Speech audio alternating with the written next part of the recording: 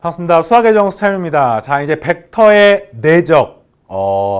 아마 기하 공부하는 학생들은 알 겁니다. 벡터는 그 내적이 고등 과정에서는 가장 중요하고, 고등 과정의 기하 과목의 꽃이라고 부를 수 있죠.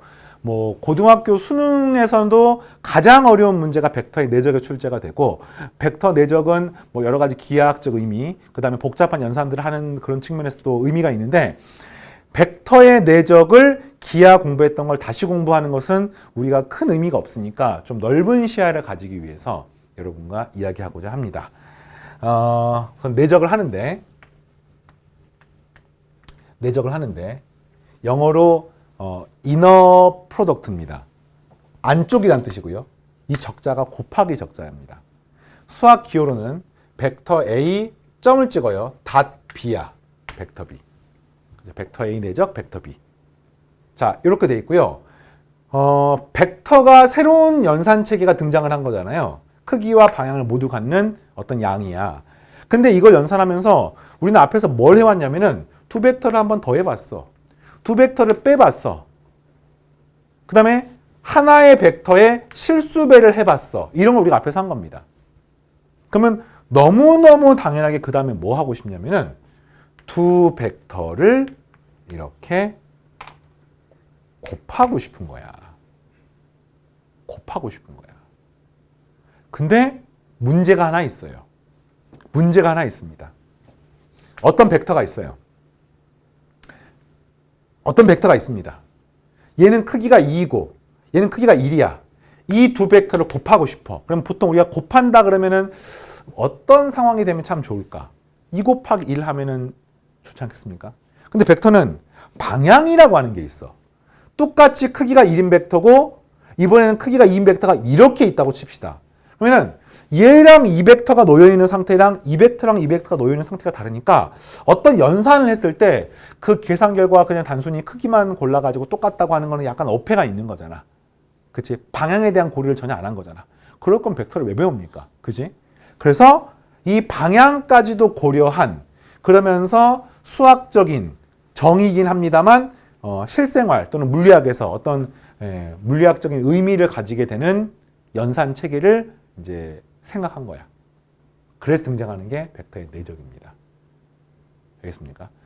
자, 그래서 곱하기와 관계가 있는 거야. 영어로도 적자 곱하기 프로덕트거든요. 곱하기.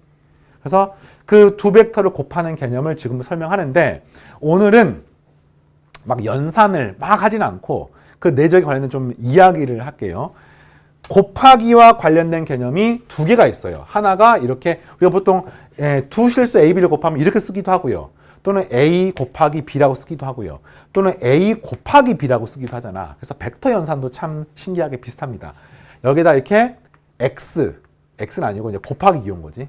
이렇게 써서 두 벡터를 곱하는 개념도 있습니다. 이걸 이제 영어로 크로스 프로덕트, 외적이라고 합니다. 외적. 그리고 벡터의 내적은 고등과정에 나오고 벡터의 외적은 대학교 미적분학책이나 서영대수학책에 나옵니다. 근데 이 벡터의 내적이나 외적이 사실은 큰 틀에서 비슷한 내용이야. 그냥 고등과정에 얘만 배울 뿐이지 비슷한 개념인 겁니다. 그리고 외적을 우리가 따로 배우진 않았지만 이미 여러분들은 외적을 사용하고 있고요. 고등학교 수학책은 아니고 물리책, 고등학교 물리학책에 물리2 같은 책에 전자계학 공부하다 보면은 이미 외적이 나와 있어요. 근데 외적 기호가 없는 것 뿐이야. 벡터 기호가 없는 것 뿐이야. 이미 쓰고 있습니다. 이런 기억납니까? 전류가 흐르고 자기장이 흘렀을 때 힘을 받는다. 이런 공식들 있잖아. 그 공식들이 사실은 전부 다 외적 공식들이에요. 우리가 선생님 전기장의 크기 곱하기 자기장의 크기를 하면은 근데 거기 보면 고등교육과정 전부 다 두 개가 서로 수직인 전기장과 자기장이 수직인 상태에서만 다루기 때문에 실제로 외적 개념이지만 각에 대한 개념은 고정시켜 놓고 하는 건데 전기장과 자기장이 수직이 아닐 수도 있거든요. 그런 경우에 다 외적을 사용해서 구해야 됩니다. 이런 거 나중에 대학교 이제 일반 물리학, 대학교 1학년 과정에서 이제 배우게 됩니다. 그래서 이 두 가지에 대한 이야기를 잠깐만 해볼게요. 내적은 이미 이제 기하에 나왔기 때문에 다음과 같이 정의됩니다. 이 벡터의 크기, 요 벡터의 크기, 그리고 두 벡터가 이동하게 대한 코사인 값으로 이야기를 합니다. 그럼 이제 외적은 언제 유용하냐? 이럴 때 외적이 사용돼요. 정석교재는 예를 잠깐 들면은 어떤 물체를 이렇게 내가 이제 끌었어요, 끌어가지고 이 물체를 이렇게 이동을 시켰어. 이 물체를 이렇게 이동을 시켰습니다. 그러니까 요만큼 이동을 한 거야. 요만큼 이동을 한 겁니다. 그리고 이때 준 힘을 뭐 F라고 쓸게요. 원래 수학에서는 뭐 대문자, 소문자 F라고 씁니다. 벡터기 때문에. 근데 그냥 물리학에서 보통 힘을 포스, 대문자 F라고 쓰니까 쓸게요. 그 다음에 여기서부터 이만큼 움직였습니다. 요만큼 움직였습니다. S만큼 움직였습니다. 그러면 물리학에서 이런 거 물어보잖아요. 일이 얼마입니까? 이거 물어보면은 보통 힘 곱하기 이동거리입니다. 라고 말을 하지만 그거는 이 그림에서 적용되지 않습니다. B 탈락입니다. 왜냐고 물어보시면 물리학에서 일이 정의됐습니다. 내가 그 물체에 어떤 만큼의 힘을 줬어요. 그 힘을 준 방향만큼 움직인 거리를 곱한 게 일입니다. 내가 힘은 이쪽으로 줬지만 실제 물체는 힘을 준 거랑 다른 방향으로 움직였지. 보정을 해야 돼. 보정을 해야 돼. 이 힘을 주는 방향만큼 얼마만큼 움직인 거야.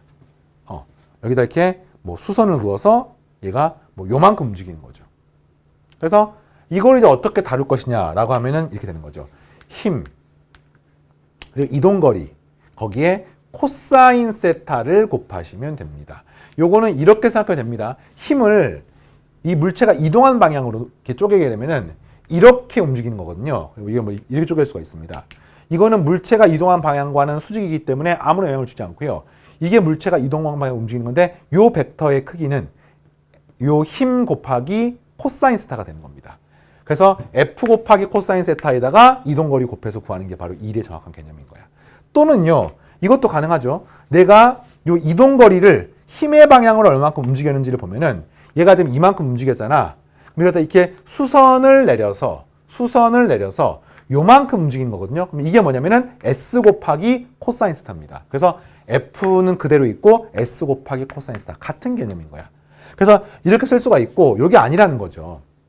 그럼 이걸 갖다가 얘로 표현할 수 있는 방법은 뭘까? 바로 이걸 벡터의 내적을 통해서 표현하면 됩니다. 이걸 우리는 내적이라고 이야기를 한 겁니다.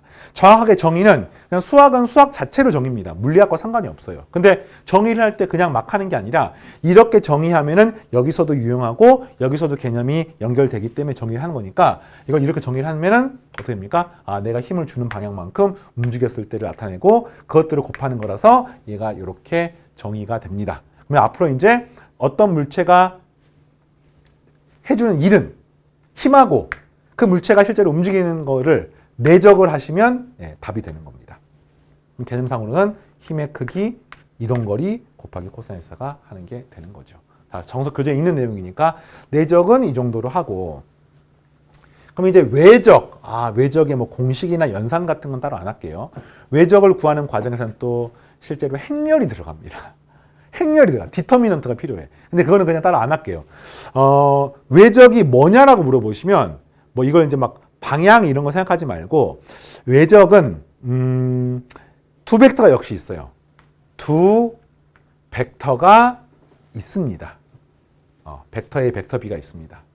그러면 이 두 벡터가 이거는 물리학의 관점에서 토크라고 하는 게 있어요. 토크가 뭐냐면은 회전하는 때 가해지는 힘. 뭐 이렇게 생각하면 좋을 것 같아요. 토크. 어떤 게 있을까? 내가 토크 일상생활에서 자전거 바퀴? 자전거 바퀴에 기어를 이렇게 해가지고 이렇게 자전거 바퀴를 돌리잖아. 이렇게 약간 그냥, 이런 맷돌 있어, 맷돌. 이 맷돌 자꾸 돌리는 거야.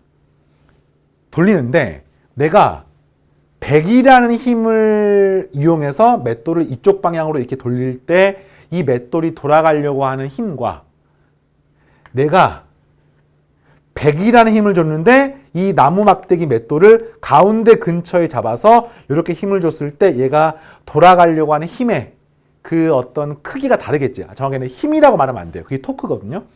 그래서 이게 훨씬 더 맷돌이 잘 돌아가지 않겠습니까? 훨씬 더 똑같아요. 자동차 바퀴가 돌아가려고 하는 힘을 이제 토크로 보통 환산해가지고 뭐 마력이라고 한번 들어보세요. 마력? 자동차가 뭐 몇 마력이다. 막 뭐 영화 중에서 막 뭐 이렇게 막 자동차 막 우와 막 튜닝 해가지고 막 누가 빨리 달리고 이런 거 하는 거 본 적 있잖아. 근데 그보다 훨씬 중요한 게 토크야, 토크. 왜? 자동차 바퀴는 원형이기 때문에 그 원형 바퀴가 얼마큼 빠르게 돌아가려고 하려고 하느냐가 중요하지 단순히 그냥 엔진의 출력이 중요하지 않습니다. 그래서 자동차가 진짜 빨리 가려면은 자동차 바퀴의 크기도 되게 중요해요. 바퀴가 무작정 크다고 좋은 게 아니야. 그리고 뭐 하여튼 이런 개념이고 이런 식으로 이 토크의 개념과 관련 있는 개념이 외적입니다. 그래서 두 벡터가 있어요. 이건 이제 정확히 외적 개념이 이래요. 이 벡터랑 요 벡터의 크기 그리고 그 두 벡터가 이루는 평행사변형의 넓이. 그러면 다시 말하면 이 벡터의 크기, 이 벡터의 크기, 그리고 사인 세타 이렇게 되겠지. 그래서 그 평행사변형의 넓이와 관련 있는 개념이야. 이 벡터의 외적의 개념은. 그리고 방향은 이 두 벡터가 이루는 평면의 수직한 벡터입니다. 그러면 이 벡터와 이 벡터의 수직하게 작용하는 어떤 상황을 떠올리는데 이게 바로 물리학에서 얘기하는 전자기학. 뭐 이거 들어본 적 있습니까? 힘이 있고 뭐지? FBI. 잠깐만. 왼손인가요? 플레밍의 왼손 법칙인가요? 그죠? 전류가 흐르고 자기장이 흐르면 힘이 이쪽 방향 받는 겁니다. 알겠습니까? 그래서 그게 바로 이 외적의 식이 사용이 되는 겁니다.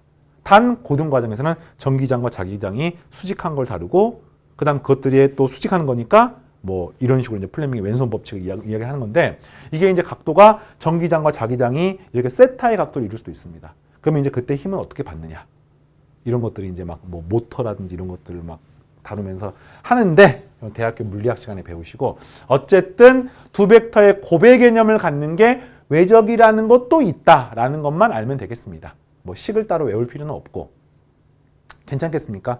그리고요 최종 계산 결과가 벡터 내적은 크기 코사인 세타여서 얘는 스칼라입니다. 그러니까 답이 실수입니다. 실수. 숫자입니다. 숫자. 그에 반해서 벡터의 외적은 최종 계산 결과가 벡터입니다. 아까 말했지만 두 벡터가 이루는 두 벡터를 포함하는 평면의 수직으로 가는 벡터거든요. 그래서 방향은 수직으로. 그 다음에 크기는 평행사변형의 넓이. 물론 이제 그것도 이렇게 감아가지고 위쪽 방향인지 아래쪽 방향인지 그래서 외적은 뭐 이거 두 개가 순서가 바뀌면 안 된다 뭐 이런 것들이 있는데 이거는 이제 좀 외적하는 시간은 아니기 때문에 이 정도로만 이야기를 하고 그래서 결론 벡터를 연산을 하는데 나눗셈은 없어요. 근데 두 벡터의 곱과 관련된 그런 물리학적 의미를 갖는 두 벡터 연산이 내적과 외적입니다. 적자는 곱하기 적입니다. 그리고 실제로 두 벡터의 크기가 둘 다 중요한 여러 가지 상태에 사용되는데 쌤이 대표적으로 일에 대한 이야기를 했었고요. 대표적으로 회전력과 관계 있는 뭐 토크와 관련된 그런 것들에 대해서 이야기를 했습니다. 자, 됐습니까? 그럼 이제 이게 내적 시간이니까 외적은 이 정도로만 하고 내적을 고등교육 과정에서는 크게 두 가지로 나눠서 배웁니다. 첫 번째는 벡터 내적의 정의는 크기 코사인 세타입니다. 이 벡터랑 요 벡터가 있고 이게 벡터 A이고 이게 벡터 B이고 얘가 세타이면은 이 벡터 크기, 이 벡터 크기 코사인 세타를 해가지고 구합니다. 두 번째는요. 벡터를 성분의 관점에서 배웁니다.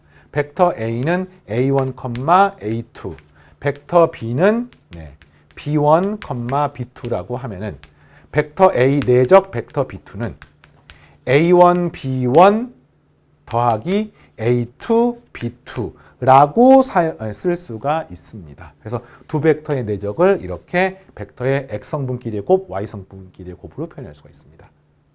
자, 그럼 이제 여기서 공간 벡터로 확장을 잠깐만 해볼게요. 공간 벡터가 되면은 그래 똑같아요. 공간 벡터, 내적하고 싶어. 공간 벡터의 크기, 두 벡터 이동하게 돼서 코사인 값. 끝. 알겠습니까? 자, 그런데 공간 벡터로 갔을 때 이 성분이 달라지죠. 하지만 공식은 비슷합니다. 공간 벡터의 벡터 A 성분을 A1, A2, A3라고 하고 그 다음에 B1, B2, B3라고 하면은 공간 벡터에서 두 벡터를 내적하는 벡터 A 내적 벡터 B는 A1, B1 X 성분끼리의 곱, A2, B2 Y 성분끼리의 곱, A3, B3 Z3 성분끼리의 곱으로 표현할 수 있습니다. 그러면 n차원 벡터의 내적도 성분으로 표현해가지고 이렇게 확장할 수 있죠. 자, 이에 대한 증명이 정석 교재에 나와 있습니다만 이걸 이제 증명을 따로 하진 않고 좀 전체적인 큰 틀에서 벡터가 보였으면 좋겠어요. 자, 그리고 벡터의 내적이건 외적이건 어느 상황이 굉장히 유용하냐면은 책을 잠깐 보겠습니다. 어느 상황이 정말 유용하냐면은 벡터의 내적 같은 경우는 각을 포함하고 있어요. 각을. 그러니까 각을 알아야 내적을 할 수 있잖아. 근데 거꾸로 내가 내적 값을 알고 있으면 각에 대한 정보를 알게 되는 겁니다. 이게 굉장히 유용하죠. 자, 벡터의 정의. 크기, 코사인 세타로 정의합니다. 정의를 이렇게 하는 이유는 아까 같은 그러그러한 이유가 돼서 편리하기 때문에. 알겠습니까? 자, 그리고 벡터를 성분으로 표현할 수가 있습니다. 이렇게. X 성분끼리의 곱, Y 성분끼리의 곱. 되겠죠? 자, 그리고 벡터를 내적을 이용하면 각을 구할 수가 있습니다. 각각 벡터의 크기하고 내적을 알면은 나누게 되면은 각을 구할 수가 있는데 대표적으로 이런 거야. 1,2와 2,1 사이의 각은 얼마입니까? 라고 물어보면 특수각이 아니니까 못 구하지만 이런 방법을 통해서 코사인 값은 구할 수 있습니다. 왜? 이 벡터의 크기. 루트 5, 루트 5. 그 다음에 X 성분끼리의 곱, Y 성분끼리의 곱. 하면은 2 곱하기 2라고 1 곱하기 2 하니까 4가 돼서 5분의 4가 바로 2,2라고 1,1 연결한 2,1하고 1,2가 되는 두 벡터의 이루는 각에 대한 코사인 값이 됩니다. 뭐 이런 것들을 할 수가 있는 거야. 공간 벡터가 돼도 식이 똑같습니다. X성분, Y성분, Z성분끼리의 곱. 크기도 와 그럼 이런 거. 공간상에 이런 막대기가 있고 이런 막대기가 있고 공간상에 정말 굉장히 난해한 상태가 있어. 자, 예를 들어서 공간상에 공간 좌표계를 한번 이렇게 잡아볼게요. 이렇게. 근데 공간상에서 이렇게 생긴 벡터가 하나가 있고 이렇게 생긴 직선이 하나가 있고 그다음에 한 이런 정도 점을 잡아가지고 이렇게 생긴 직선도 하나 있다고 치겠습니다. 그러면은 공간상에 이렇게 이루는 각을 한번 구하고 싶어 하면은 벡터를 사용하면 됩니다. 왜? 이 점을 좌표 찍을 수 있습니까? 있습니다. 이 점을 좌표 찍을 수 있겠습니까? 있습니다. 그러면 내적을 사용해서 이 벡터의 크기, 이 벡터의 크기, 두 벡터의 내적을 이용하면은 코사인 세타를 구할 수가 있죠. 강력합니다. 자, 되겠습니까? 그래서 이제 오늘은 벡터의 내적과 외적, 그 다음에 성분을 통한 평면 벡터나 공간 벡터의 계산 과정들 설명을 했고요.